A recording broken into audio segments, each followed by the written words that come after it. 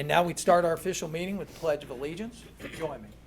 I pledge allegiance to the flag of the United States of America and to the republic for which it stands, one nation under God, indivisible, with liberty and justice for all.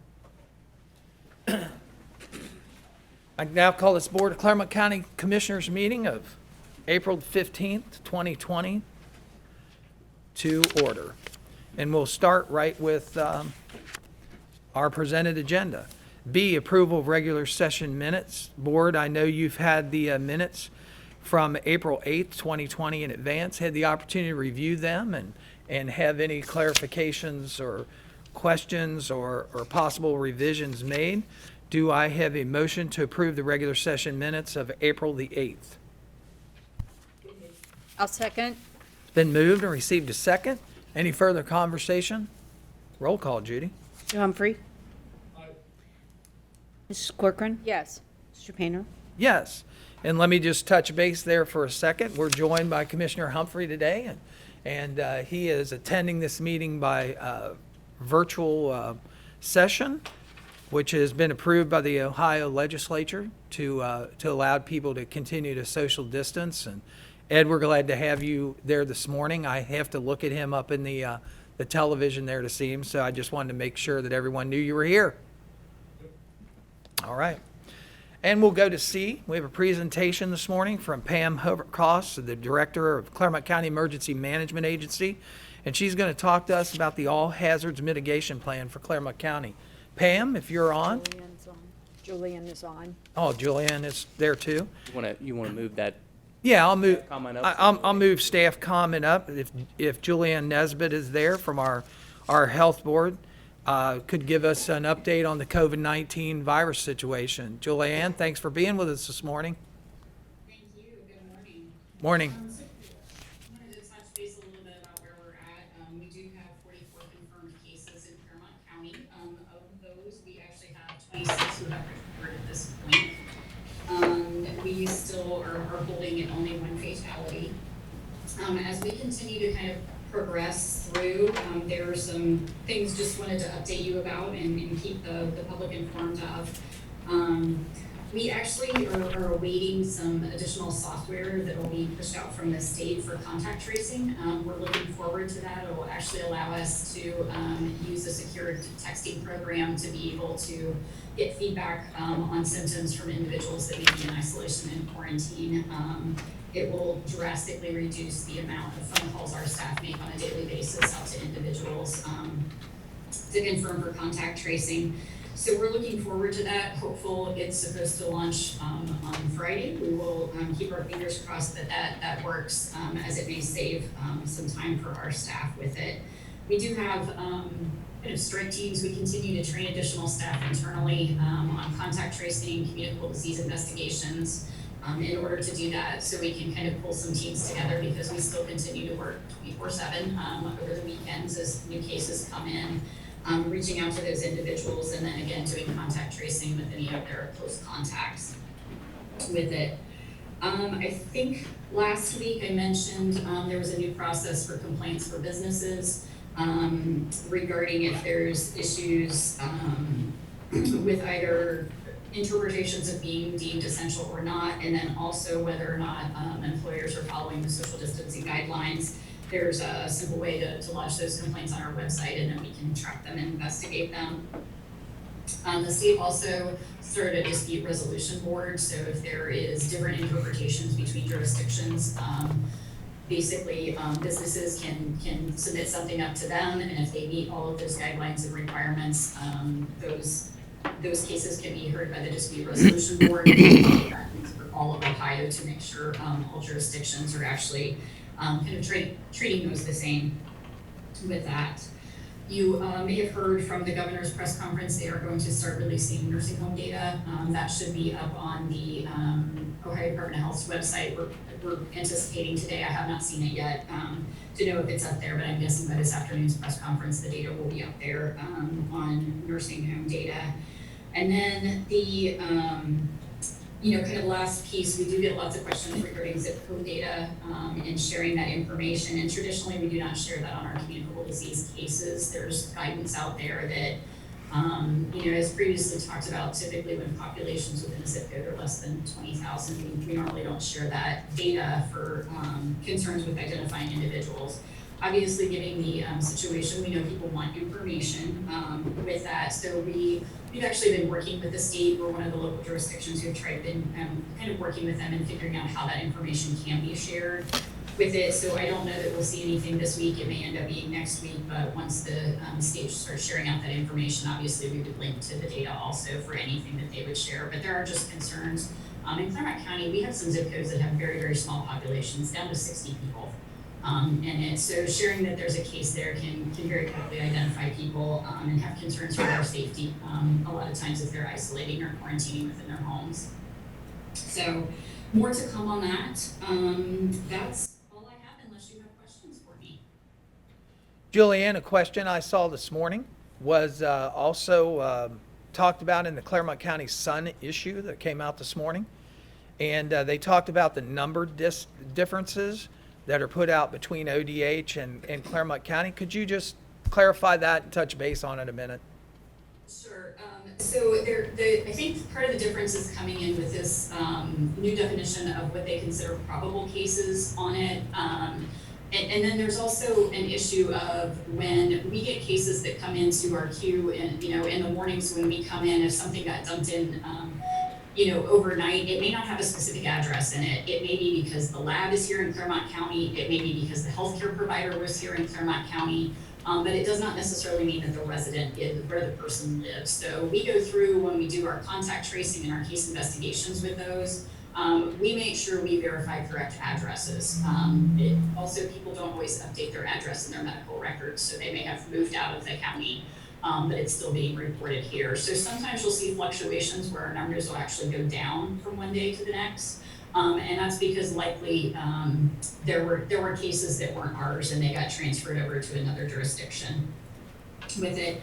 And then the issue with the probable cases that's coming up is they did come out with, there's kind of a national group that came out with a definition on what probable cases are and really indicated those should be counted in with the case totals. I think the state is doing a very nice job of, while they're providing that, they're still providing the confirmed cases and then a total so people can see the difference with those. But there's still some discretion on how they define those probable cases. We're actually waiting on an update to the infectious disease control manual, which is what we use locally to be able to kind of give guidance on communicable disease investigation. So once that comes out, I think it'll be a little bit clearer on which cases are going to be counted as probable and which are not.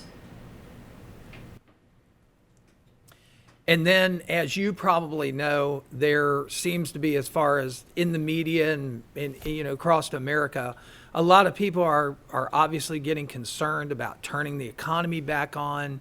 Recently I've received a whole lot of emails here at the county from groups that are very concerned about that and basically want elected officials to make sure that they include the guidelines, the medical guidelines that will be provided for actually bringing the economy back up or turning, this situation to a more less restrictive position. Any information or update on that you could give us? Sure. I mean, I think we're all equally concerned about the economy. Even from our standpoint, we generate revenue and we're not bringing that revenue in either. So it has a significant impact on everyone, and certainly individuals and residents in the community who have lost their jobs on it. There's a lot of concern, and we do understand that with it, and I do think we are going to start to see here, kind of after the stay-at-home order, I do think the state's going to come out with a progressive way to start to open the economy back up. The caution is that it's not going to be a, kind of rip the Band-Aid off thing and go right back to what we were doing before. It will be a slow progression, and we do want to make sure that workers are still protected. So even as we start to open up additional businesses and really get people back to work, which is what we want, with it, we still have to make sure that people are being protected. So, I think we'll see some additional guidance coming out in the next couple weeks talking about, ensuring people have at the very least cloth face masks on it until others can kind of become in more plentiful of supply. Right now, we still want to reserve those for healthcare workers and healthcare entities on it. But again, making sure that hand sanitizer is readily available, proper hand washing, and how do we protect the employees who are going to be out in the community, because this isn't going to be over. It's really, we're in this for the long haul until a vaccine is developed and until we can kind of get enough people who have had it within the community, whether they have immunity or whether we can get immunity through vaccine. It's going to be a slow progression, and I don't think it's going to be just business back to usual for quite some time. Thank you. Anything else, board? Well, Julianne, as always, thanks so much for taking time out of your busy schedule to update us and answer questions. As you know, you have a standing slot here at every board meeting to update us when you have information. Thanks so much again. Thank you. You're welcome. With that, board, we'll move to the presentation from Pam Hovercost, Director of Clermont County Emergency Management Agency, on the All Hazards Mitigation Plan for Clermont County. Morning, Pam. Thanks for having me. So as Julianne mentioned, we are continuing to work with all of our public safety partners on the response to COVID-19, as well as we are also still working with our local communities on the response and recovery from the severe weather that we had on Wednesday. We had a significant number of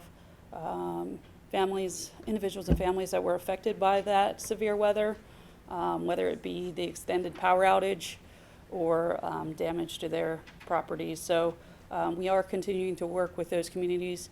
The Weather Service has determined that we actually had 2 EF0 tornadoes in the Wayne Township area, and that the northern part of our county, starting in the Milford area, but most heavily impacted was the Miami Township Day Heights area, had upwards of 90-mile-an-hour straight-line winds that affected their property. So we saw the most significant amount of damage in that area from Miami Township into parts of Goshen and Stone Lake Township, and even a little bit into Wayne.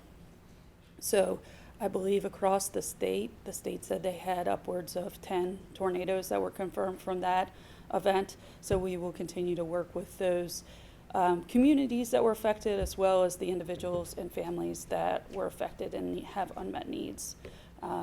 We have a standing unmet needs committee with all of our social service agencies. We meet every Wednesday, and so as we receive cases or families and individuals that need assistance, we will roll them up into our unmet needs committee to make sure that we're getting those addressed. So if we have individuals or families that need assistance, they can always call us at 513-732-7661 or email us at ClermontEMA@ClermontCountyOhio.gov, and we will work to align them with the appropriate social service agency or faith-based nonprofit partner. And Pam, before you get started, it's noteworthy just to talk about for a second to try and get information out there that not only is emergency management, having meetings every morning at 8 o'clock with all the agencies to ensure that the lines of communication stay clear and that everything associated with COVID-19 that changes overnight gets communicated to them every morning. Just touch base for a second. Just like this particular severe weather, none of those other things go away either. Yeah. I mean, I know just in the time that we've been in the middle of COVID-19, we've seen severe weather, we've seen a fuel spill, just touch base on some of the other things that, take your time away that have to be taken care of also. Yeah, the complicating factor, so we deal with severe weather every year. And that is something that we deal with, just because of the location of where we live. The challenge with dealing with a severe weather event is that under the social distancing requirements that we have implemented for COVID-19, we can't open. It becomes a question when we have tornado warnings, which on Wednesday night, I believe we had 5 separate tornado warnings issued for our county. It becomes a very complicated decision for our residents on seeking shelter, especially those that live in mobile homes or do not have a basement or a secure place to go.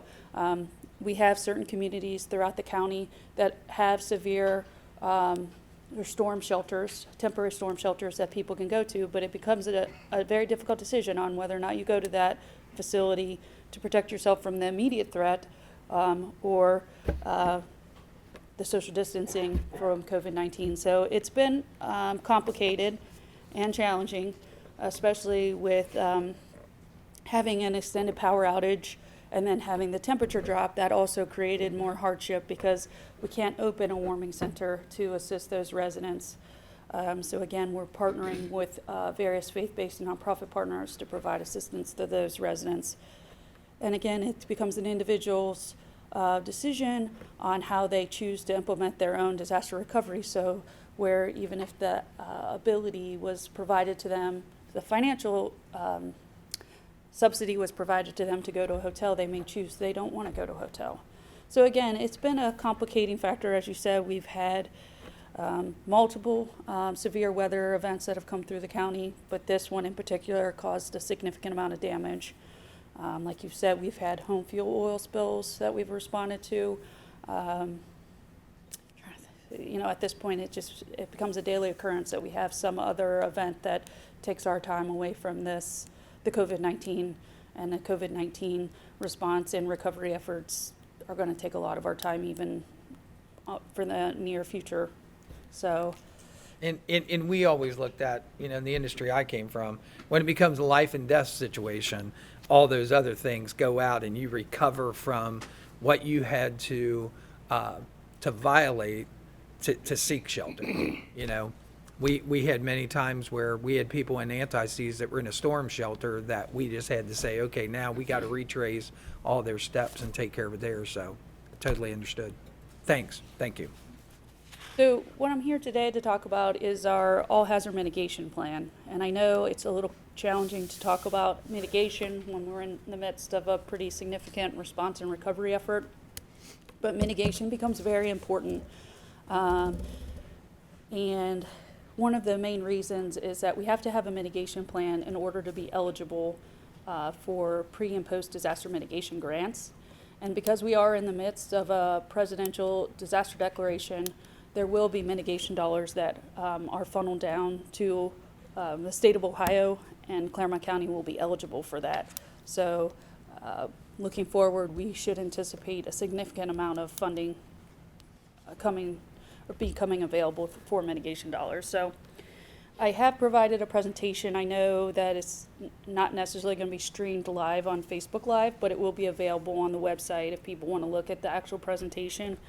But again, the reason we do a mitigation plan is really to protect lives and property through the identification of the hazards that could most affect Clermont County. And then we work with local communities to develop mitigation strategies to reduce or eliminate that risk. And this is the starting point for our entire planning process. So risks that we can't eliminate or reduce, we plan for. And again, that's why we have an emergency operations plan. We are required by federal law, the 44 CFR, or Code of Federal Regulations, Part 201.3, and the Robert T. Stafford Act and Emergency Assistance Act to have a mitigation plan. And the mitigation plan has to be updated every 5 years. Every county, village, and city must have a mitigation plan in order to be eligible for pre- and post-disaster mitigation grants, as I've said. And most of those cities and villages in the past have participated with the county, and in this plan, all of our cities and villages will be participating in this plan. With the exception of the city of Loveland, they have chosen to participate in Hamilton County's plan. So they're covered, it's just that they participated in the Hamilton County plan. So to give you a timeline, this is a pretty long process. So our last plan actually expired a year ago in March. But we have actually been working on the plan update since 2017. We applied for funding in early 17 from the state to update our plan, to bring on a contractor to do that. But again, timing, various other events, our own 2018 flood kind of stalled out our planning process. So that's why we've seen a delay. We actually started having planning meetings in October of 2018. We've had multiple public meetings. We've had core planning team meetings. We've had public comment periods where we posted the draft plan on our website. We posted the draft plan at all of the library branches to get the public to comment. We also did numerous public outreach campaigns to get the public to understand that the plan was out there and get their comment. Our contractor submitted the first draft to Ohio EMA in October 17th of 2019. It came back with some comments. They corrected those comments and resubmitted, so it went through 2 reviews at Ohio EMA, and it's also gone through 2 reviews by FEMA. And as of March 2nd of 2020, we did get confirmation that FEMA approved the final draft. And so what that means is that we have to get all of the municipalities now to sign off on that plan.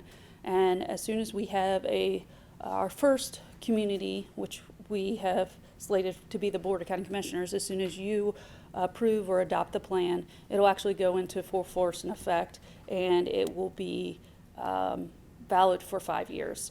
And then we will have a 1-year period to work with all of our villages and cities to get them to adopt if they're choosing to participate. We will also reach out and ask our townships to adopt it, but they're technically covered once the county adopts the plan. So the next slide is, just an overview of how the plan is laid out. We have an introduction section, a history and demographics. We go through the planning process. We go through the methodology for our hazard risk assessment, so how we came to those determinations. We go through hazard mitigation strategies, and we worked with all of our community partners to come up with more generalized mitigation strategies that every community could implement and that the county could implement.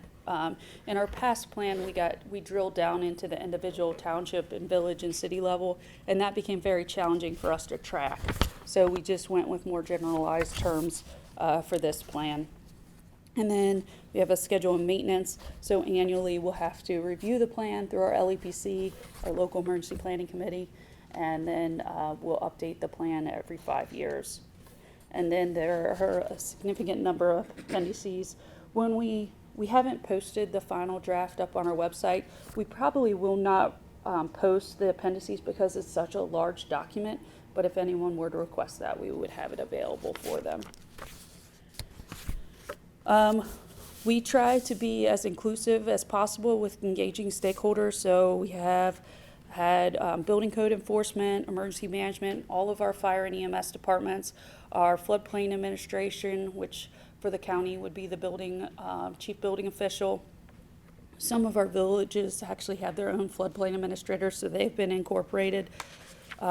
Geographical information systems, parks and recreation, economic and community development,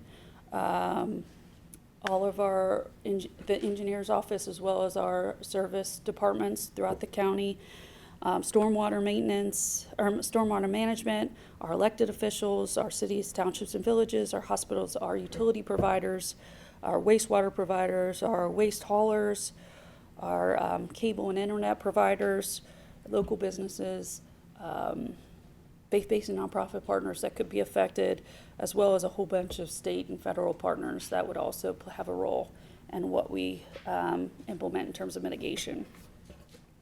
So ultimately, we came down to 14 hazards that we have prioritized, with severe weather being our number one priority, or our number one hazard.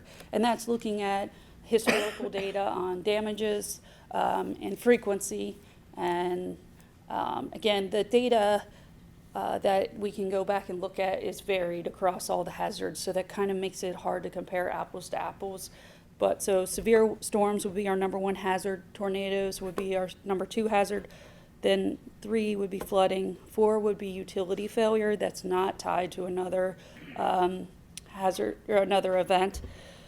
5 is hazardous materials accidents, 6 winter storms, 7 landslides, 8 dam failure, 9 invasive species, 10 terrorism, 11 extreme temperatures, 12 is drought, 13 is wildfires, and then 14 is earthquakes. So all of those could potentially affect the county, but looking at past historical information. That's how they kind of got ranked. And then everyone had an opportunity to provide their insight on perceptions of, risk.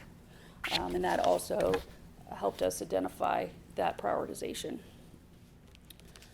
So then looking on to mitigation strategies. So we looked at, for all the hazards, what could we do to mitigate risk? We have discussed developing and updating backup power capabilities at critical facilities, so encouraging private entities as well as government agencies to look at backup power. Updating continuity of operations plan, which is something the county and the Board of County Commissioners have taken an active interest in over the last 2 years, is to make sure that all of our agencies have continuity of operations plans. And as you can see, we've already implemented continuity of operations plans, and we're doing, well, it's not perfect, we're doing very well at providing avenues for the public to continue to engage with us at the county level and continuing to provide those essential functions. Provide disaster preparedness education and outreach, updating our emergency operations plan. And again, every time we have an event, we go back and look at how we can update our emergency operations plan based on lessons learned. Maintaining an all-hazard outdoor warning siren system, and then continuing code enforcement, whether that be fire code, building code, zoning, floodplain management. All of those help us to mitigate disaster impacts.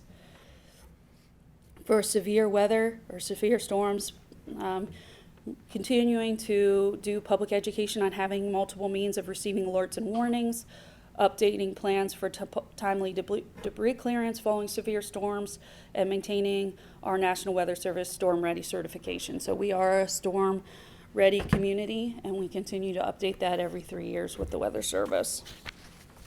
And I know it seems weird for the debris clearance, but that is very vital.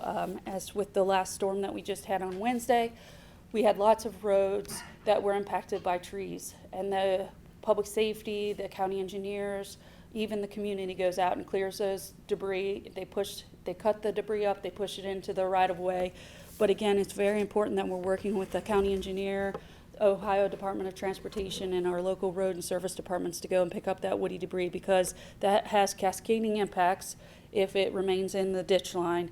And we have another severe weather event, heavy rains, it clogs up culverts, it damages culverts, and it causes flooding in areas that we've not seen flooding in the past. So it's just really important that we're all working together to mitigate future disasters. Tornadoes. One of the best ways that we can mitigate tornadoes is to promote the Ohio Safe Room Rebate Program, and we do that anytime the state opens that opportunity. It's a lottery system, and as you can see, right now Clermont County is leading the state on getting safe rooms in Ohio, or across the state of Ohio. So what that is a rebate program that our residents can apply for, and they can get up to $4,875 reimbursement for installing a safe room or creating a safe room. So there's requirements on that. Again, the identification of temporary safe locations. Every time we have severe weather, especially anytime we have an activation of the outdoor warning sirens or a tornado warning, we get calls from residents asking where they can go to seek shelter. And that becomes very challenging because if we identify those tornado safe locations, they have to be open and available for the public, even in the middle of the night. And so that becomes challenging. Moving on to flooding, improve stormwater management systems, identifying and studying poor draining areas to control flooding, repair and place ditching and culverts to control flooding. Again, a lot of these fall to our road and service departments, the county engineer and the Ohio Department of Transportation. Continue to identify and study riverbank stabilization opportunities.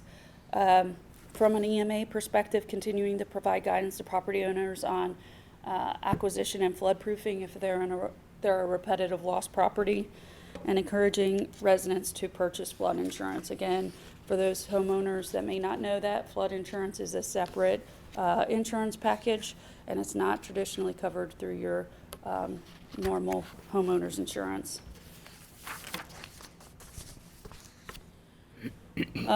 These aren't in order. I was trying to merge them onto slides, but for utility failure, we looked a lot at tree trimming along utility lines. Duke does this annually. And again, residents are not always happy about that, but that has a significant impact on mitigating high wind events and long-term power outages. So it's really vital that we continue to do that. Winter weather, public education on winter weather safety. Hazardous materials accidents. Again, we have a significant number of hazardous materials threats because we have facilities that use hazardous materials that report to us. We have transporters that bring it through the county. We have transporters that offload it in the county. So there's lots of various hazardous material threats in the county. But we discussed developing wellhead protection plans, which we currently have. So it's more of an update of those wellhead protection plans. Continuing our annual local emergency planning committee exercises, maintaining our local emergency planning committee and tier 2 reporting. Any facility that uses, stores, maintains hazardous materials has to report through the tier 2 program. And they report every March 1st for all of the chemicals that they stored for the previous year. So again, just educating those facilities about their reporting requirements if they're not currently reporting. Updating commodity flow study. Again, we did a regional commodity flow study back in 2013. So looking at potentially doing another commodity flow study so we have a better idea of what the risk is to the county. And then public outreach regarding disposal of household hazardous waste. Again, we don't want people dumping that. We need to make sure that they're using the programs that are available to them and they understand how to dispose of them. And again, that's all usually managed through the Adams-Clermont Solid Waste District. Landslides, I won't belabor the point. A lot of these will fall to the county engineer on our own service departments, but landslides are a significant challenge that we have throughout the county, not only along our southern corridor along 52, but it is something that we see with road damage throughout the county. So again, there's lots of things that we can do to potentially mitigate landslides. Dam failure. Again, we have a significant number of dams that are throughout the county. Many of them are owned and operated by homeowners associations. So again, an education on what the dam safety program is that is implemented by the Ohio Department of Natural Resources, and encouraging all of those dam owners to develop and update emergency action plans. Encouraging dam owners to be prepared to respond should their dam fail. Again, making sure that they understand what their responsibilities are if they own a dam. Public education regarding downstream risks. Many people will not know that they could potentially be affected by a dam because they have no idea that there's a dam upstream from them. So again, it's really important that we're educating people about that potential. And again, this gets back to the flood insurance piece. You may not be in a floodplain as designated by FEMA, but you could have the impact of a dam failure, and you would need flood insurance to cover your losses. So again, just an education piece. If you're not in a FEMA designated floodplain, flood insurance is a minimal expense, but you have to have a separate policy for that. And then coordinating with local communities to ensure they understand the risk as well. Invasive species, again, we've dealt for years with various invasive species. So just having, just improving public education on hazard identification, behavior, and quarantine procedures. Public education on the importance of not importing or exporting firewood, especially if you're in one of those quarantine areas. Working with agriculture producers to monitor and minimize nutrient runoff to prevent harmful algal blooms, because that is our next big threat, is harmful algal blooms as we get into the warmer weather. Moving on to terrorism. Again, we have lots of critical infrastructure throughout the community, just ensuring that they understand what protective measures that they can take. Coordinating with law enforcement to ensure safety at large public gatherings. And we've already been doing this, but providing additional guidance and exercises and training for active aggressor situations. Again, that's probably one of our larger threats as it relates to terrorism, is on the active aggressor front. Extreme temperatures. Again, this becomes very challenging, but providing guidance to our vulnerable populations and providing guidance on utility assistance programs. The challenge with extreme temperatures is it usually is compounded by utility outages. And then with the COVID-19 incident, where we would traditionally open a cooling center, that's not really going to be a feasible option. So again, mitigating the event prior to it happening will help us in the long run.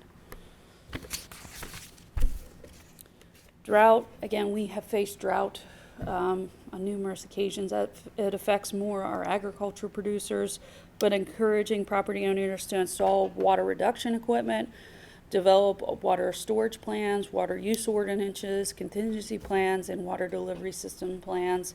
That's more for our water resources and ensuring that we can continue the drinking water. Encouraging farmers to purchase crop insurance. Again, that's another insurance platform for our agriculture producers. Wildfires, again, we don't have the threat of wildfires like they do on the West Coast, but we do have the threat of wildfires here in our region. So again, education on smoking hazards and the risk of recreational fires. Again, most fires start when people throw cigarette butts into mulch. So again, just encouraging people on just proper disposal of cigarette butts to prevent that, as well as if we have people that are camping, especially during extreme dry weather, that they're putting out their campfires properly. And then public education on extreme fire danger and red flag warnings. Again, those are issued through the National Weather Service, and we communicate those out to our fire and EMS partners to make sure that they're prepared. And at that point, they actually implement additional regulation of controlled burns and people having bonfires in the backyards, et cetera. So, and then the final hazard is earthquakes. Again, we have the potential for earthquakes in Ohio. While we haven't really seen a huge impact from an earthquake, we have felt them before. But the last major earthquake that would have affected our region would be 1811 and 1812. But it is still a threat we could face. So mitigation action, use community outreach activities to foster awareness of earthquake mitigation actions, and work with the insurance industry to increase public awareness of the importance of earthquake insurance. Again, that's another whole policy that you would have to have. And again, the graphics on here kind of show the potential impacts if we were to have another event like the New Madrid Fault event in 1811, 1812. It actually shows how wide of an area that could be affected. So moving forward, as we said, we are presenting the plan to the Board of County Commissioners today with the hope that at your next regular scheduled meeting that you'll approve the plan and that it'll go into full force and effect. And then, as we said, we'll work with our cities, so the city of Milford, all of our villages, and even the townships to get them to adopt it over the course of the next year. We do currently have townships that are in the queue for mitigation dollars that have already come in, and they need the plan to be adopted in order to move forward in that process. And as I said, with the current disaster declaration, we should see upwards of 6%. So it's actually calculated on how much we get in disaster reimbursement, so through the public assistance program, but they're looking at allocating 6% would go into a mitigation grant program. So again, that's down the road, but we should see a sizable amount of money coming in for disaster mitigation. FEMA is actually in the process of changing how pre and post disaster mitigation grants are administered. So where in the past we had hazard mitigation assistance programs and flood mitigation assistance, it won't be called that. It'll be called Building Resilient Infrastructure and Communities, or BRIC. And again, they're currently in the process of getting public input into what that program looks like, so we don't have a lot of information to provide to our communities. But I would just say the way they roll out the next round of mitigation dollars will be different than they have in the past. Again, the funding should be pretty consistent. It'll be a 75% reimbursement rate for eligible expenses to the local communities with a 25% match. And with mitigation dollars, that can be an in-kind contribution. It doesn't necessarily have to be a cash match. So that becomes really useful for our communities. So I apologize for the long presentation, but it is a really important, it's not necessarily the most exciting plan that we produce for our partners, but it is very important for the county and for those local communities to mitigate risk. Pam, definitely not too long. I think it's very, very timely. All of that situation applies. One of the things of obviously people attending the meeting this morning need to understand is that, these things don't happen and then we plan. We plan way in ahead. We look at many, many stakeholders to come up with what we believe actual hazards could be and what those mitigating factors look like and how we put that in place. And then when we do have to declare an emergency, I know you guys follow the plan and, the center gets activated and the emergency management agency obviously activates the EOC. And, I've seen the EOC in action in severe weather. I've seen it in action in a major flood, along our Ohio River. So, it's important, that people understand, the pre-planning that goes in. This isn't a situation where something catches you by surprise. It may be a little different scenario, but, the emergency management aspect of it has been carefully thought through and planned out. So thanks for coming today and thanks for explaining that, in the meeting and going over these slides. I find it every time very informative. And originally, when we scheduled to come and present on the mitigation plan, we also had every intent of bringing forth our emergency operations plan as well. We thought that was a little too complicated at this point, and I'll be honest, even though we've done an update to our emergency operations plan, this event and our response to this event will change what that emergency operations plan looks like. So after we get through some time, we'll probably be looking at lessons learned from our COVID-19 response and recovery effort and updating that, and then we'll bring our emergency operations plan back to you guys for, again, adoption approval. So that is slated on the calendar to come back. It's just we thought we need to get this done so that all of our communities are eligible for that mitigation dollars. And you just touched on something there with lessons learned. When that is activated and once this particular emergency is over, then there's that opportunity for those stakeholders to come back and talk about what went well, what didn't go so well, what needs to be incorporated, what needs to be changed, so that we're more efficient and effective the next time that something like that would come up. So, that's all part of that process. Yeah. So So I appreciate that. thank you for your time. You bet. Thank you. Any other presentations this morning, Tom? Yes, sir. I will move on with the agenda. D, the consent agenda. Board, a consent agenda has been prepared for you. I know you've had it in advance, had time to review it. Are there any items that need to be removed from the consent agenda, the consent agenda for further conversation or discussion? None. Hearing none, I'll ask for a motion to approve the consent agenda as presented. I'll make the motion. It's been moved and received a second. Roll call, Judy. Corcoran. Yes. Mr. Humphrey. Mr. Painter. Yes, we will go to E, the non-consent agenda, which starts on page 4.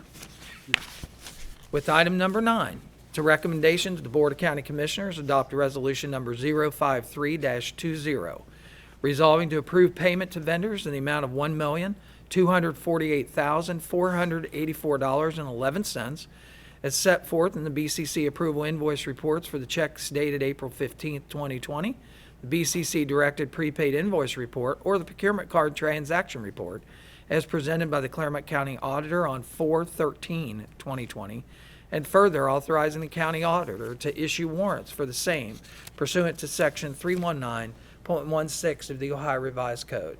Do I have a motion to pay the bills? I'll make the motion.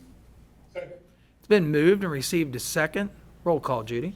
Mrs. Corcoran. Yes. Mr. Humphrey. Mr. Painter. Yes. Item number 10, Job and Family Services.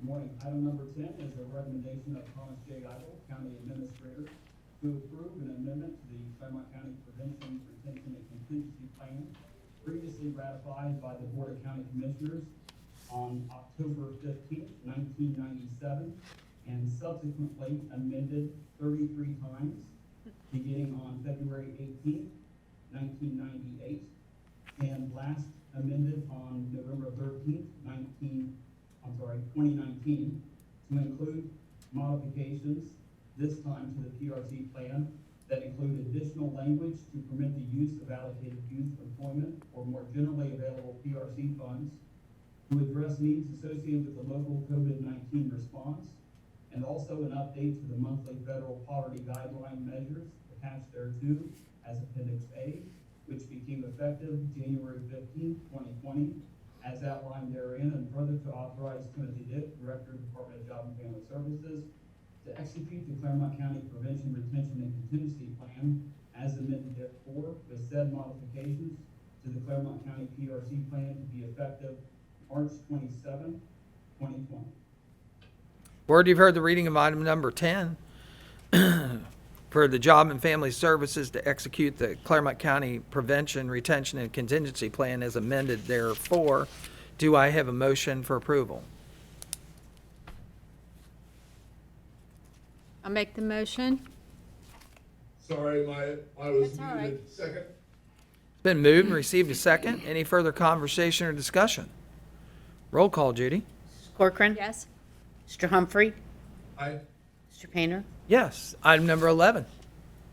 Item number 11 is a recommendation of myself, Timothy Dick, Director of Department of Job and Family Services, with the concurrence of Thomas J. Idle, County Administrator, to execute the memorandum of understanding by and between the Butler County Department of Job and Family Services, the Clermont County Department of Job and Family Services, and the Warren County Board of County Commissioners on behalf of Ohio Means Jobs, Warren County, the fiscal agent for the Workforce Investment Board, Butler, Clermont, Warren, WIBBCW, to define the roles and responsibilities of said parties in and as it relates to the Clermont County DJFS, serving as a member of the Ohio Means Jobs, Butler, Clermont, Warren Consortium, and in the capacity as the fiscal lead for the consortium, in concert with the request for proposal and award and execution of the contracts and amendments thereto by and between Butler County and the WIBBCW relative to the provisions of the Ohio Means Jobs,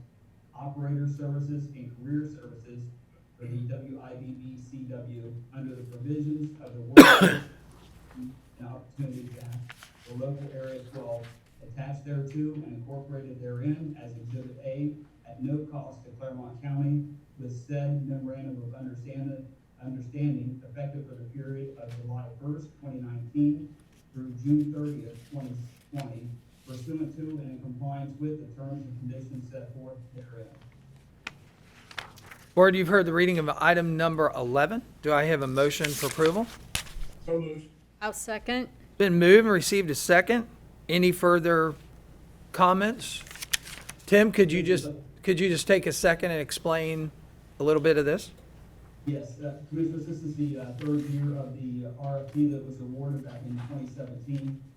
This MOU was delayed due to the fact that the Office of the Workforce Development was late in providing their extension for the third year of the Career Services and Center Operator Program. So that's the reason for the request for the backdated MOU. But it is necessary for us to have this MOU in place for this RFP. Thank you. Anything further? Roll call, Judy. Mr. Humphrey. Aye. Mrs. Corcoran. Yes. Mr. Painter. I'll abstain, Judy, due to serving on the Board of Directors of the WIB. Item number 12.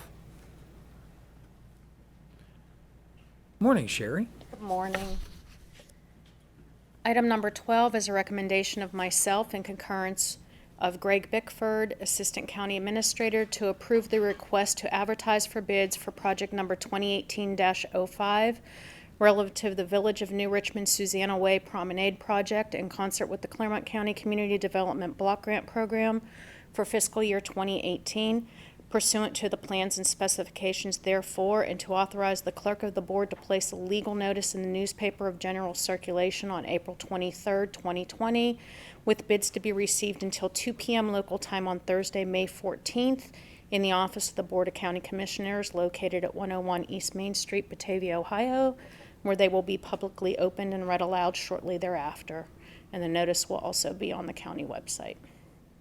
Board, you've heard the reading of item number 12 for approval to advertise for bids of project number 2018-05 relative to the New Richmond Susanna Way Promenade Project. Do I have a motion for approval? I'll make the motion. I'll second. Been moved and received a second. Any further conversation or discussion? Roll call, Judy. Mr. Humphrey? Aye. Mrs. Corcoran? Yes. Mr. Painter? Yes. Item number 13. Thanks, Sherry.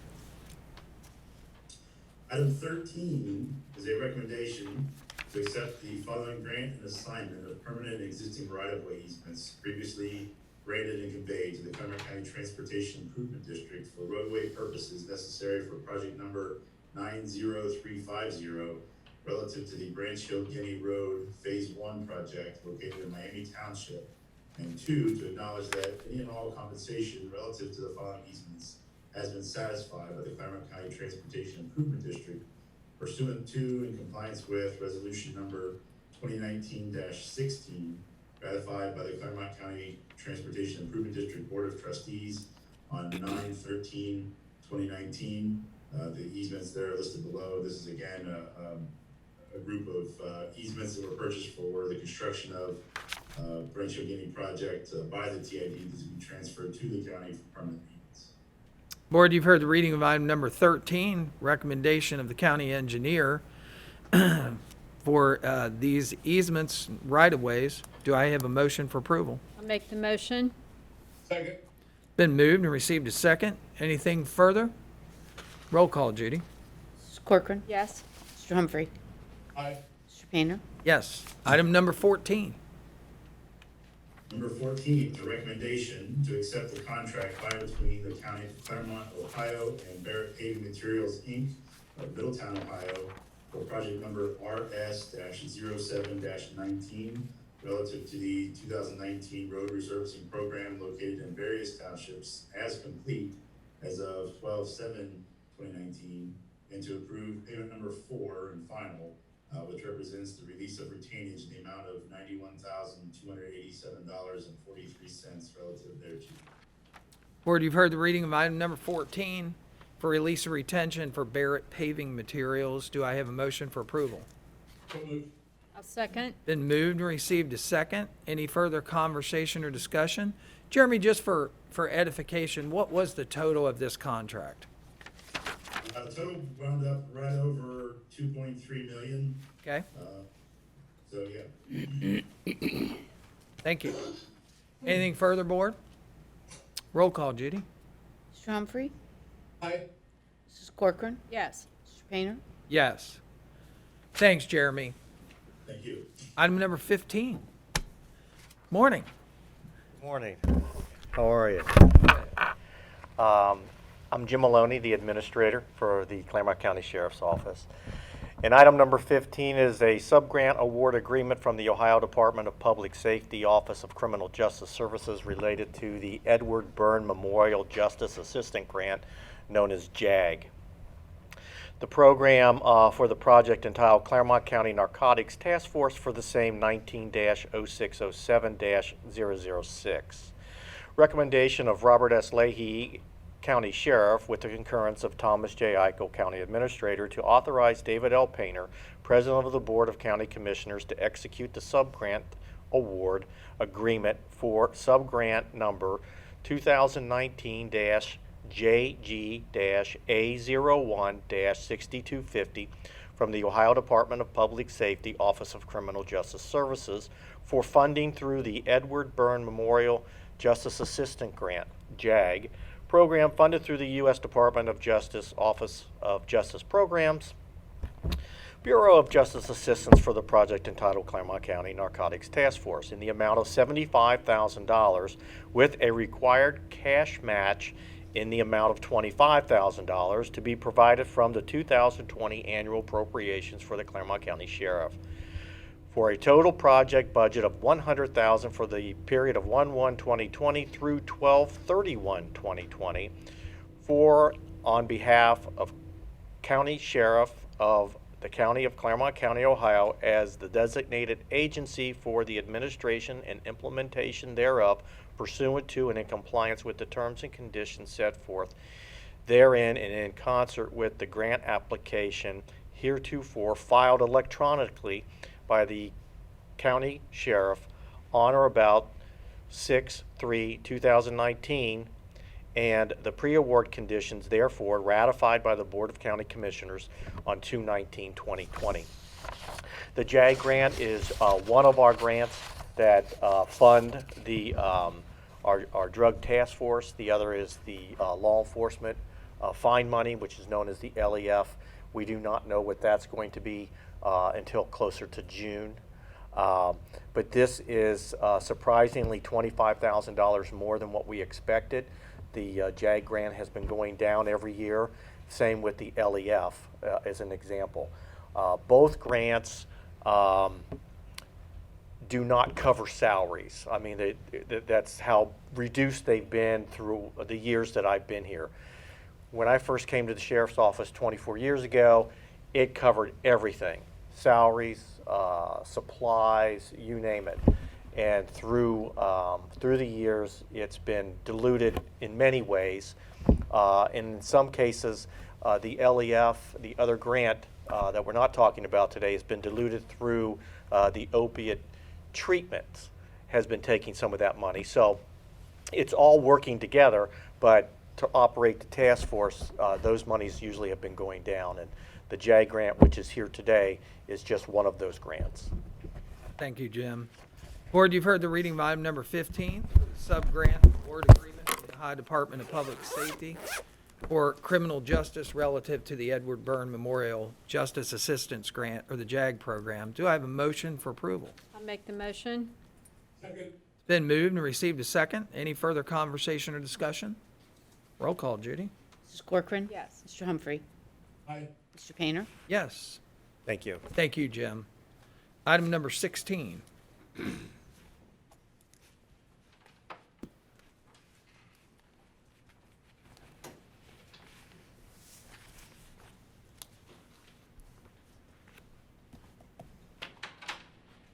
Are we at T?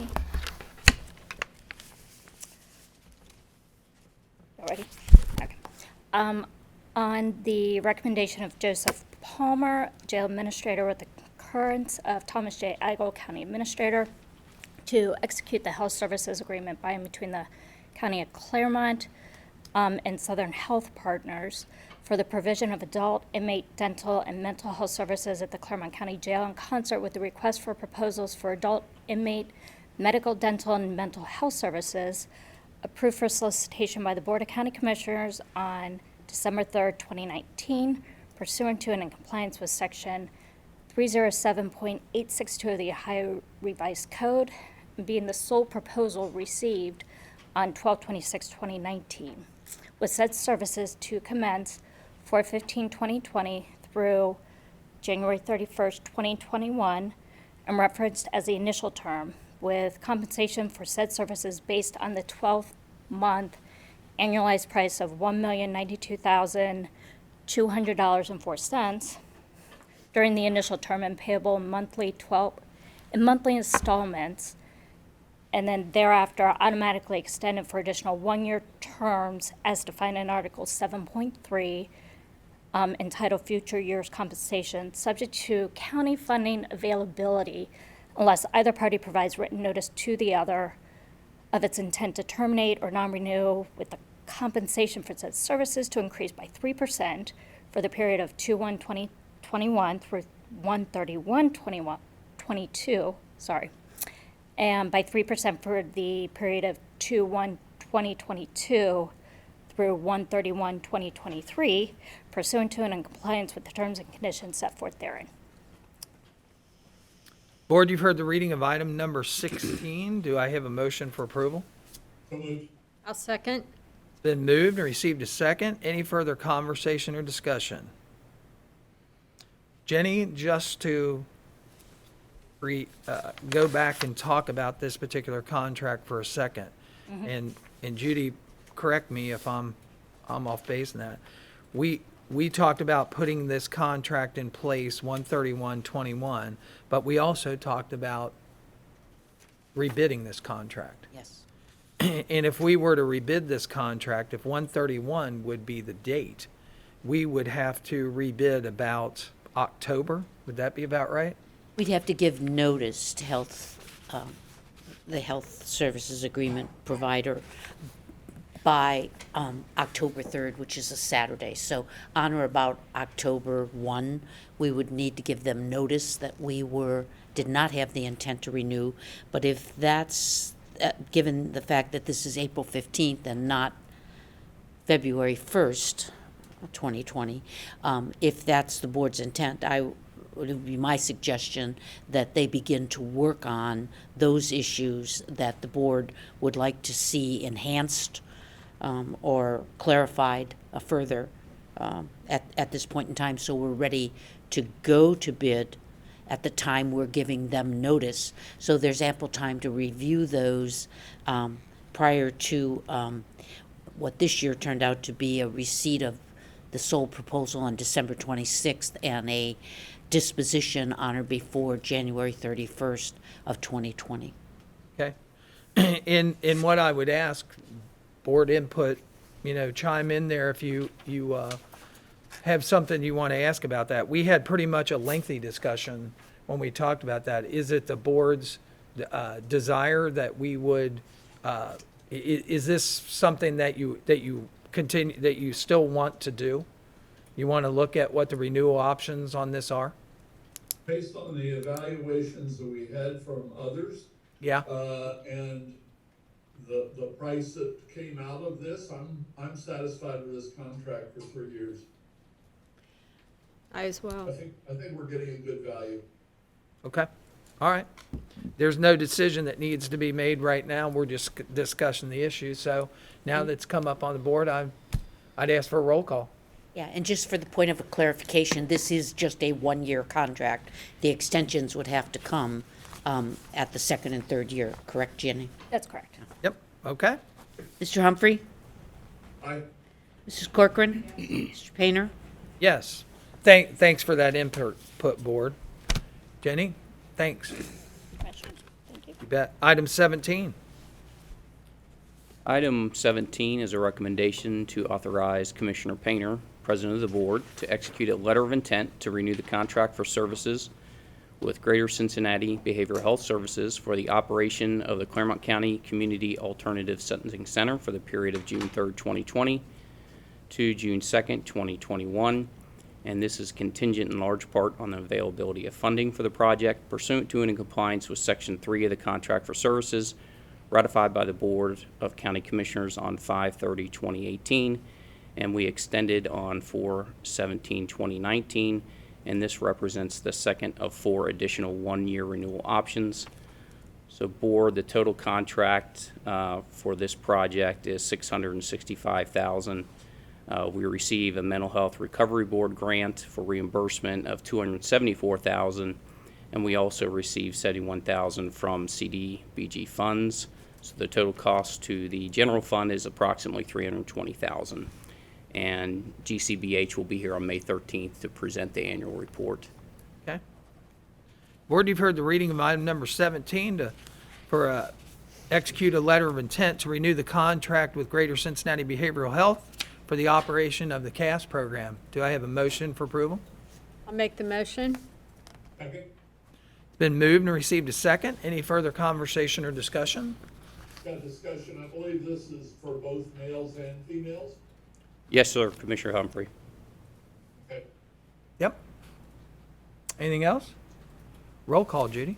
Mrs. Corcoran? Yes. Mr. Humphrey? Aye. Mr. Painter? Yes. Item number 18. Morning. Morning. Mary Raines from OMB. Number 18 is request to increase the annual appropriations for 2020 pursuant to ORC Section 570540 for the Harvest Ridge Stormwater Fund in the amount of $6,500 to provide funding for repairs. Okay. Board, you've heard the reading of item number 18 for appropriation for the Harvest Ridge Stormwater Fund. Do I have a motion for approval? So moved. I'll second. Been moved and received a second. Any further conversation? Roll call, Judy. Mr. Humphrey? Aye. Mrs. Corcoran? Yes. Mr. Painter? Yes. Thanks, Mary. Commissioner That, Painter, that concludes the agenda as presented. Tom? I was going to ask Mary to give a budget update if you wanted her to do it now while she's at the podium, or we can wait under No, staff that- discussion. It's up to the board. That would be fine. We will move to staff comment. Mary, the podium's yours. Just this morning, I looked at the state's website for the sales tax, which usually isn't posted until the 20th, but they did have the February allocation accounting period done. It's for January sales. And we're going to get about $2.3 million, which is a 7% increase above the same period last year. And that's a 4% over what we originally had planned. When we given our first look at the reductions, we were looking at around a 4% over 2019. So we're really still on track to be $7 million down from our original estimate. We're looking still at like 40% reduction over the last half of the year. But right now, we're still looking good. And those sales tax receipts are for January? Yes, for January sales. Okay. Great. That's all I pe- have right now. A piece of good news. Piece of good news. You bet. We need Great, that. thank you Okay. very I much. anticipate we'll expect March to be. We're expecting March to be down. So next month, we'll get February sales, which we're looking at pretty much flat. And then March is when we start looking at the drop, Okay. little bit drop off. Okay. And April will be a big drop. Yes. Mm-hmm. The partial in April will be a big drop. Mm-hmm. Yep. Okay. Okay. Thank you. Great. Tom, do we have any additions to the agenda? We have an MOU with the Clermont County local government agencies related to PPE and supplies for the board's consideration to add to the agenda. Okay. Board, you've been requested to add a consideration to the agenda for an MOU for behalf of the Board of County Commissioners for distribution, purchase, invoicing, and distribution of personal protective equipment to support the Yes, sir. COVID-19 emergency. Do I have a motion to add that to the agenda? I'll make the motion. Second. Been moved and received a second. Roll call, Judy. Mrs. Corcoran? Yes. Mr. Humphrey? Aye. Mr. Painter? Yes. Tom, you can proceed. Mr. Bickford? Oh, Mr. on this Bickford. item. Good morning, Board. Morning. We have a recommendation to adopt resolution number 054-20, resolving to authorize the county administrator or assistant county administrator to execute for and on behalf of the Board of Clermont County Commissioners a memorandum of understanding, the form of which is attached thereto and made a part thereof, with local government agencies located within Clermont County, Ohio, for the purchase, invoicing, and distribution of personal protective equipment and supplies, as well as services related to the maintenance, cleaning, or disinfecting of the personal protective equipment in and as it relates to the COVID-19 pandemic. If you have any questions, I'd be happy to answer them. Board, you've heard the reading of the additional item for the recommendation resolution number 05420 for a memorandum of understanding for the purchase, invoicing, and distribution of personal protective equipment as well as supplies. Do I have a motion for approval? So moved. Can I just have a point of discussion? Absolutely. As soon as you second it. I'll second. It's been moved and received a second. Any further discussion? Can you explain how the individual entities are feeding into covering the cost of these, or will? Right, so the way the MOU is written, we are providing a service or some equipment, and the biggest one will be the mass sterilization with Battelle. The way it reads is, once we get concurrence with the local jurisdiction, they sign the MOU through their legislative process, they will be invoiced at our cost, and they will reimburse us 100%. It's then up to them if they wish to apply to FEMA or whatever they need to do for there, but we are going to get made whole from the local jurisdiction. So this will not set the county out any funds. Great, thank you, that clarified it. And Commissioner Corcoran. Yes. To add to that, that community or that local government agency is the required agency for that equipment. So when it comes to getting reimbursement, we could not get reimbursement on their behalf. They'd have to apply directly. So that is why we have to bill them for the equipment. Thank you. Thank you. Okay. Anything further, board? I would just offer this, because I did not see it in any of the documentation, but we had talked about it prior to that. These governmental entities should have an excerpt of minutes from their political subdivisions authorizing their execution and in accordance with the terms and conditions. Correct, yeah, our plan is Okay. not to accept one and sign it until we have that verification. Great, That they adopted it in an open. Correct. In an open session. Makes sense. thank you. Anything further? That's the only add-on. Roll call, Judy. Mr. Humphrey? Mrs. Corcoran? Yes. Mr. Painter? Yes. Any other agenda items, Tom? No other additions to the agenda. We do have some staff discussion. Okay, we'll move to G, county staff and elected official discussions. I'll introduce Bill Harris, our CTC director, to discuss the Amelia fixed route operations. So he's on his way in, I believe.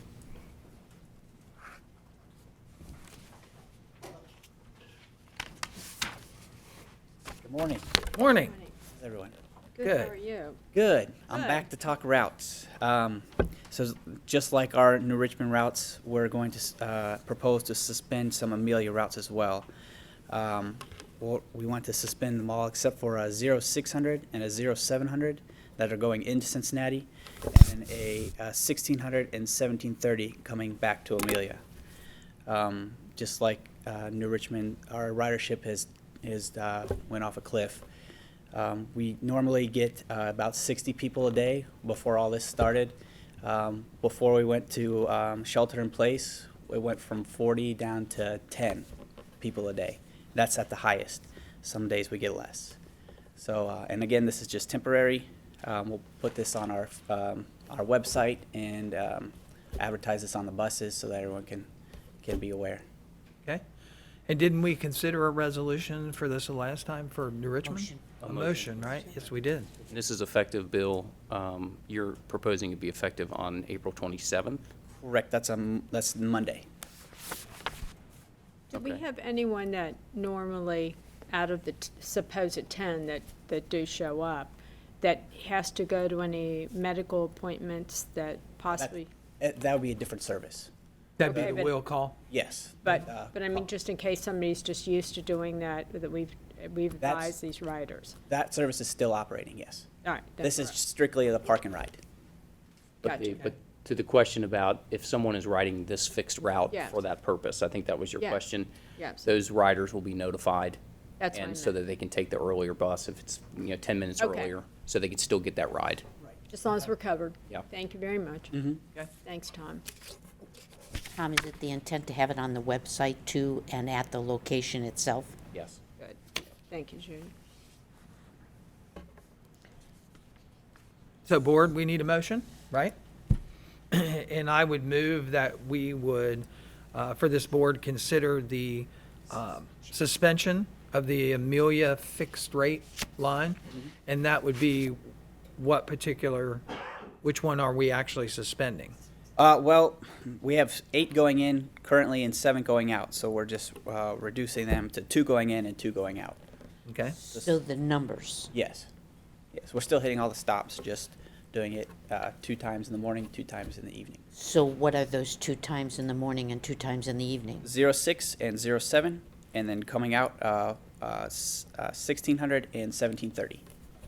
So we're asking for a resolution to amend the current travel pattern of the CTC bus route from Amelia into the city to suspend them except for the 0600, the 0700, the 1600, and the 1730 routes to remain in place. Correct. To ensure that there's ridership Correct. from Amelia to the city. So we're reducing the 8 routes to 2 routes. Two And the routes. 2 remaining routes are, I'm going to guess this is military time, 6 a.m. to whatever 6 a.m., time. 7 a.m. Yes, that one. And 7 a.m. I got that down Yes. pat, And then you know. 4 and 5:30. 4 and 5. 4 and 5:30. Sorry. It's a hard habit to break, Old right, habits Bill? die hard. It is. It's true. Yep. You spent a little time doing that. Yes, I still am. Yeah. I understand. Still am. I understand. Do I have a motion to consider approval? Actually, you made that motion, Cap. I did it. That is true. Do I have a second? I'll second. It's been moved and received a second. Anything further, board? Roll call, Judy. Question. Go ahead. How are demand response routes going? Are we having a reduction in that request as well? Yes. Yes. We haven't had as many riders as we had in the past. I'm sorry, I didn't bring those numbers with me today, but we have had a steep drop off on that as well. Commissioner Humphrey, the last time I looked at the numbers, we were down about 50% for the month of March. So we're better able to fill some of the requests that we get. Yes. Yeah, and then so we're not at this time, I don't believe, Bill, allocating any of those rides to the secondary transportation. We're picking all those rides up, correct? Correct. Yeah. So if we had overflow or didn't have enough drivers in the past, we'd allocate that to secondary transportation. But obviously, we're not doing that now. Right, thanks. Anything else, board? Roll call, Judy. Mr. Painter? Yes. Mrs. Corcoran? Yes. Mr. Humphrey? Aye. Commissioner Painter, before I ask Bill to leave, I think he has some good news on some potential funding for Clermont County from the FTA. So Okay. I'll let Bill talk about that for a minute, if you don't mind. No, not at all. The CARES Act, as you know, divvies out a lot of money to different sectors, and the transit industry overall got a large sum. Our portion here in Cincinnati, for it being part of the greater Cincinnati area, for Clermont County, is $3.8 million. So we'll be So those funds can be used to offset operation costs, capital costs, any reimbursement. If we have to put people on administrative leave with pay, that'll cover that as well. So we at least have one source of revenue that we know that we've lost that we'll be able to recover. And what are the bounds on that $3.8 million? Any particular time frame it has to be used in? it does not lapse Okay. we as can- as of now. Yeah, Anyway. we can use it not only this year, but we can use it in future years to cover our costs. And how will that actually be allocated to Clermont County? When? That $3.8 million is set aside for Clermont County specifically. And do they have a particular time frame when it will be received here? Well, we have to apply for those funds. Okay. And we have to decide what we want to use the funds for, but we'll probably cover everything. So they need a spending plan for that? Right, Okay. and so you should see that. I asked them to expedite that as quickly as possible, so hopefully we'll get the resolution to go ahead and apply for those funds to the board within the next couple of weeks. Okay. And it just so happens that Mary is standing in the back of the room, so she will know to, to be expecting that. Well, thanks. Good. Thank you. All right. Appreciate that. Thank you. Anyone else? You want to introduce Sherry? Or I can do it. Sherry Schmar wants to talk about the CARES Act related to CDBG. Okay. Give an update to the board.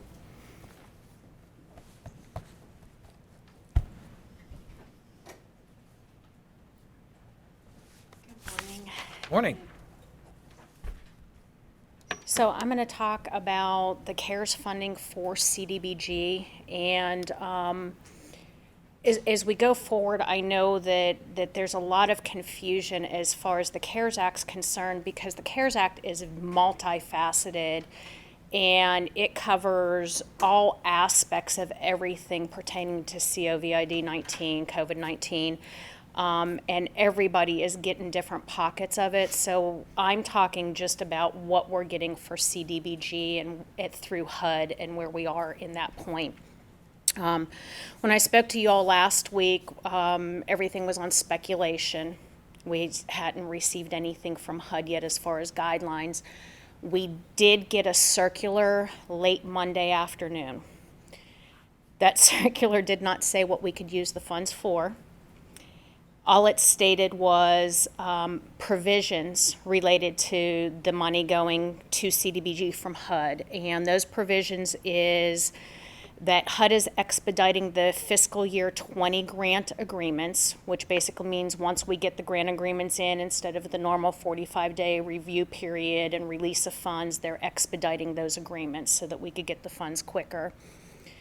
HUD is looking for ways to streamline the substantial amendment process, which is basically if we decide we're going to substantially amend a 2019 program, that they will streamline that to get it through quickly instead of our normal 30-day citizen participation comment period and then their normal 30-day review period.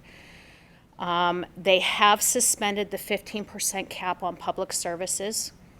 They've suspended it for both the 2019 and 2020 programs. So we can spend above 15% for public services, not get zinged for it, and not have to reimburse those funds. They have suspended in-person public hearings. They're allowing grantees the option of holding virtual hearings. We will be using that in this case. But we have to amend our citizen participation plan first, stating that in our citizen participation plan, we're allowing virtual hearings and meetings. And then HUD has waived further program requirements except for requirements relating to fair housing, non-discrimination, labor standards, and environments. So we will still be required environmental reviews on all of our funds before we could have them released. And then the timeliness test, HUD is suspending the timeliness test, and that's basically stating that we are allowed 1.5% of our grant funds on the books at any given time. If we go above that 1.5%, we usually get a letter stating that we're not meeting timeliness and that we need to move forward with projects and pulling down funds. We have already received notice of our 2020 funds, the CARES Act funds. Now they're talking that there's going to be a stimulus C. The stimulus C is funds that are going to be based off of responses from health departments from COVID-19. They are projecting $2 billion going to the state of Ohio, but they're not stating how that's going to be given until after April 26th, and they're already talking about stimulus D. So I feel that we are going to get a huge flux of funds coming in. However, we still have no guidance from HUD on how we're permitted to use those funds. We have been told that any decisions that we've made locally, we could use funds locally, and then when we get our CARES Act funds in, we could reimburse those. They are retroactive, so we can make decisions now. My recommendation is that we stay within the sector of public service gaps right now, because I feel that that's a safe place to be, going with our request for public services and then getting reimbursed. We have administrative funds from 2018, 2019 that we could use for request and then reimburse those funds later. HUD is basically allowing us to begin with projects if we need to, and then do our substantial amendments later so that we're not holding up funding for that.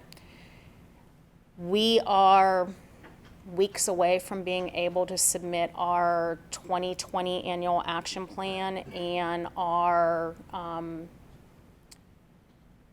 2020 to 2024 consolidated plan, which does require our citizen participation plan. So I am meeting with our consultants, McKenna, about getting those completed and then just going ahead with incorporating our CARES Act funds with the 2020, using utilizing our citizen participation and the 5-day comment period and getting that in so that that could be expedited without having to do the 2019 and the substantial amendments and everything that's required for that, especially with HUD now coming out saying that they're going to expedite all of that.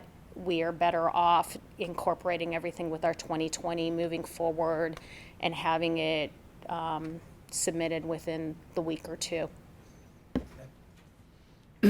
Board, any comments or questions? But one of the Do we have things, an idea what the amount of money might be through CDBG? Right now, the funds that we have received is, and I left my notepad in the other room with the exact amount, but it's like 73,000. 570,000 right now just for the CARES Act, and 973,000 for our CDBG grants. And HUD is requesting and recommending that we use the CARES money immediately and then our CDBG grant funds. Okay. And Tom, since you and Greg are here, one of the things that we need to just make sure we have on the radar is this is just like AARA funds when they come available for the federal government. All of a sudden, all that money was made available, and we were not manned properly to be able to commit it and to spend it. You know, so that's one of the things I would ask you two to take a look at.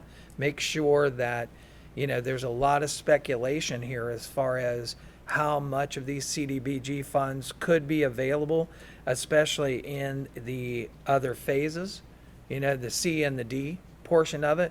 But, you know, if we're currently staffed to handle $900,000 a year, and all of a sudden this would be in excess of $2 or $3 million, we may not be in a position to get this. So that would be something I tell you, take a look at very quickly, because this money could, you know, really help a lot of entities throughout the county, and we've got to be in a position to be able to quickly, you know, bid those dollars and get it out to where it's needed. That makes sense?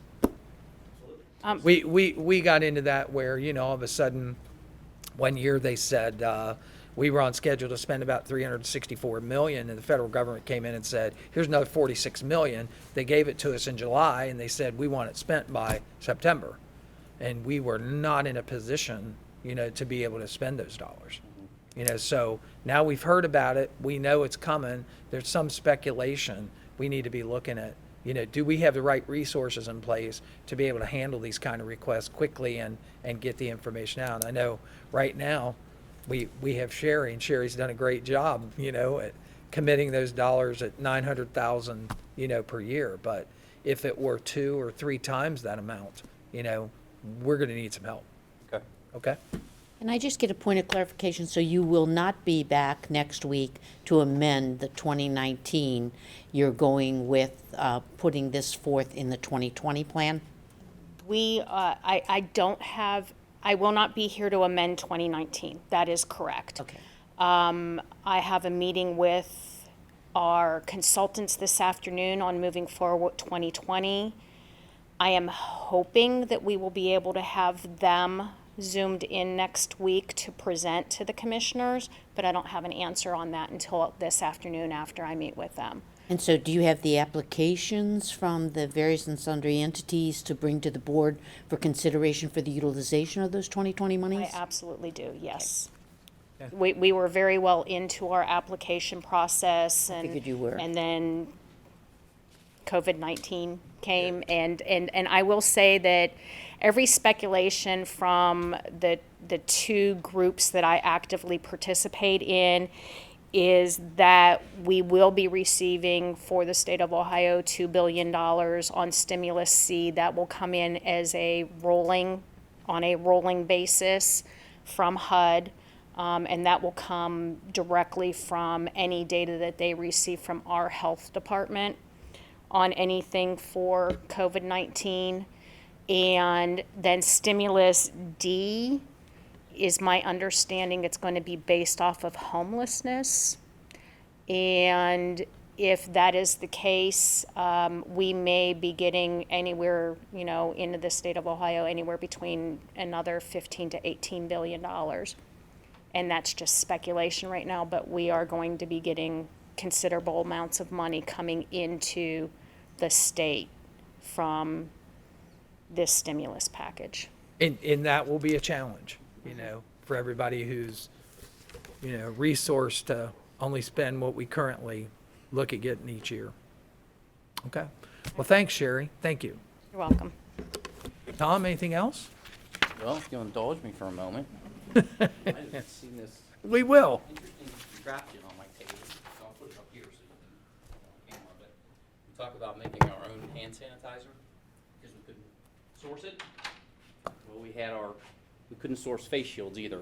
Now, I know we have an order coming in, but in the interim, our own Wayne Prescott from our fleet department created that face shield for our CTC drivers to wear to provide a barrier between themselves and the customers. So there it is. So when we can't source it, we make it ourselves. So I just wanted to give another example to the board of what we're trying to do to protect our employees. And I think that's one of the things to talk about. It's gone from, we couldn't get hand sanitizer, so we have our facilities department, care of Wayne Grablowski, manufacturing it as a county. And I understand that the County Association of Ohio has asked for a brief, a paper and an article that Mike is helping us with, that they want to share not only throughout the state of a county actually providing that, but they want to include it in their magazine. So I know Mike is in the back of the room, and I know he's actively working on that, and Wade is talking about it. So, that'll be a great thing. And then it went to, I understand, sanitizing wipes. Is that correct? Correct. Clermont County is manufacturing those two through Wade's facilities management group. And now I understand that this device comes from our transportation department. It actually came from our fleet department, Wayne Prescott. Wayne Drivers. Prescott actually made this when we didn't have the materials to provide that. So, that is, stepping out there with an entrepreneurial attitude, and, that's what fast-moving organizations are all about. So we really appreciate that. We appreciate them taking their time out to, Absolutely. produce something that works. Wayne was happy to do it. He was thrilled. And then the third, to step up and separately go out with an agreement to be made with Patel, and then to coordinate it among all the local government agencies and make that available for distribution and whatnot. So those are three very innovative, forthright and necessity, and I'm pretty glad I'm from Clermont County. And Mike, when that article, it would be nice to cover all those, Yeah. to include all those in there, and the people who are responsible for that. Right. Because, that's really neat. It's really neat. Wonder if we could patent them for the county before he goes out and starts his own business. I see everybody I'm thinking myself here very selfishly, that would be great in the horse barn. We talked about putting a barrier up in the actual bus itself. And Yeah. We talked through that. We went out and looked at the ideas that we had to do that, and then that wasn't working so well. And then he called me on the phone one evening, and he said, got this great idea. He said, I think I can make a shield. And I said, well, put it together. So he put the first iteration together, and it was a little bulky, and he went back. He said, I think I can trim this up a little bit. And so that's the final product, and they're using them now. They've been trained how to use them, how to clean them, and so they're using them now. And so our CTC drivers and fleet management people, they're wearing these, and they're wearing a mask too? Our CTC drivers have the N95 masks as well, and they've been trained on how to fit those and wear those. Gloves. And then now they have the gloves available to them if they want to use those, and then they also have the shields now, and they've been trained to use those. So they'll probably start handing in their N95s to Battelle so they can go ahead and get them sterilized and back. But And we've left one entity out of there that you've just named. That's Gary Cadell. He is our safety manager here at Clermont County. He recognized what the urgency of the hazards are, and has gotten everybody moving in that right direction. So, it's a county, we're providing the PPE that's required for people to be able to work safely, and that's an employer's responsibility, so that's a great thing. Yeah, we're lucky to have him because he is certified to train on all those masks, and so he's done that. So we're not just handing them out. He's training everybody first on how to wear them and what to do, and because you good. have to take them on and off a appropriate way, and so That is he's correct. making sure they understand that. So. That is called a proper donning and doffing Yes, procedure. sir. Yes, sir. That's correct. Thank you. Anything else? I do not have anything. Greg, do you have anything? No, it's important with the hotel contract. I think we were the first county to do this, number one. But if you take the mask off improperly, it will be discarded by hotel. So that's key to make sure we properly handle the masks to make sure they get sanitized. You bet. And any other contaminants that get on the mask, like Right. makeup or things that cause it not to be able to be sterilized. We have a good system in place to make sure they get distributed properly when they come back. So it's Pam Havercost has really worked on that. We've got a good system in place to take the equipment, get it up there, as well as distribute everything that we have. So Can't hear Greg. Can't hear Greg. we have a good system in place to distribute the materials, get them back. That just beyond the masks, but the hand sanitizers and all that, everything is very well controlled and coordinated, and we'll be able to document everything. So when it does come time to pay the bills and get reimbursed, we will have what we need to show that we've done it properly. Okay. That's half the battle as well. Okay. Anything else under county elected official discussions? Yes, sir. Well, then I will move to H, to member comments. Board, any members today, any comments today from any of you about the meeting today, or a particular subject you wanted to go over? My only thought is that we need to continue to emphasize physical distancing, not social distancing. And they came out with a program yesterday talking about contacting 5 people each day to be able to do our social connections. I think that's a good program too. Okay. Because we're missing a lot of that, right, Commissioner Humphrey? Yep. And Tom, I just wanted to touch, I know I've talked to you about it this morning, but yesterday I received a lot of emails, and I don't know about the other commissioners. Did you receive a lot of emails? All received a substantial amount. They turned out to be pretty much the same. They came out of server somewhere, but yes. They did, and I just wanted to mention, with all of us sitting here that, every once in a while we receive a group of emails where citizens repeat that same email because they're in agreement with what is in that email. And I would have to say that this one is along those lines. It's an email that basically says, and I'll kind of surmise it and you chime in. It basically says, don't be too quick to open back up business as usual, because they're asking us to take into consider what the health professionals tell us and how they actually recommend that we move back into some semblance of normalcy as COVID-19 declines. Would that be, is that a fair description? Yes.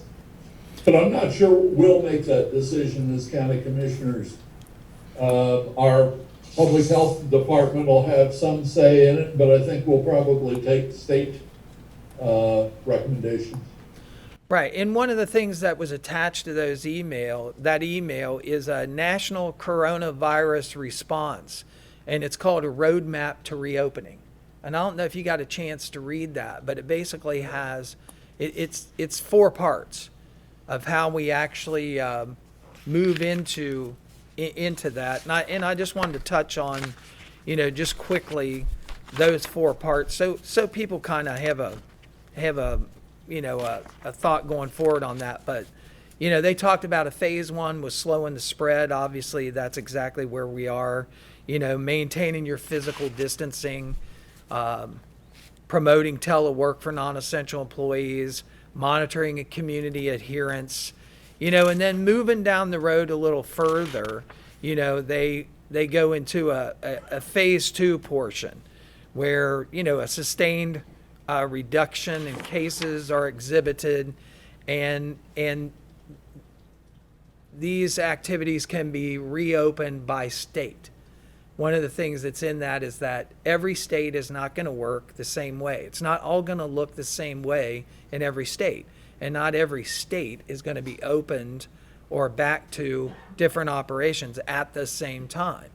You know, obviously there are different considerations in different states. Some are very, very rural, obviously as western states, and have not seen very many cases. Other states have large populations and cities where there are many, many cases.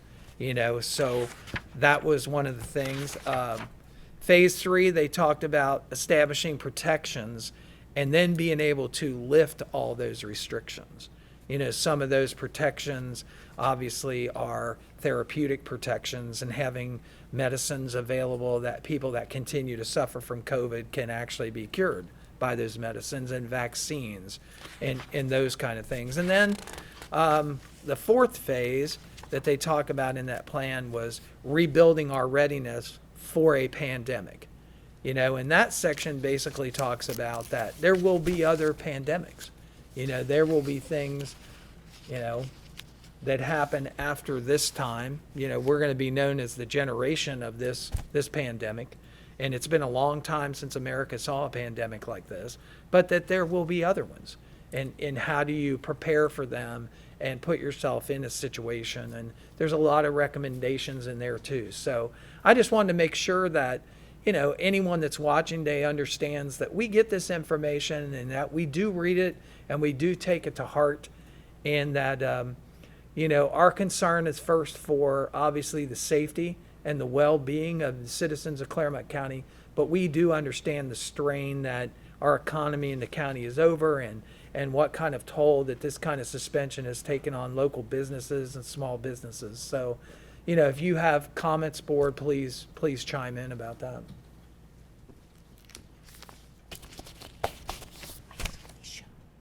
David, thank you for reviewing that. Oh, you bet. You bet. It's, you know, there's always, when people take time to do that, there's always good information in there, and there's always information in there that makes you, you know, you question the path forward too. So, you know, obviously we will be watching this very closely and listening to the professionals on both ends, the business environment and the health professionals. So if there's nothing else to come before the meeting, then I would ask for a motion to adjourn the meeting. I'll make the motion. Second. Been moved and received a second. Roll call, Judy? Corcoran. Yes. Mr. Humphrey. Aye. Painter. Yes. For those who are with us today electronically and those who are in the boardroom, thanks for attending the commissioners meeting today. I hope you gained some insight and some additional information. Obviously, our hearts go out to everyone that's at home and having to manage this crisis. We wish that you stay well and your family stays well. God bless, and thanks for being with us today. Thank you.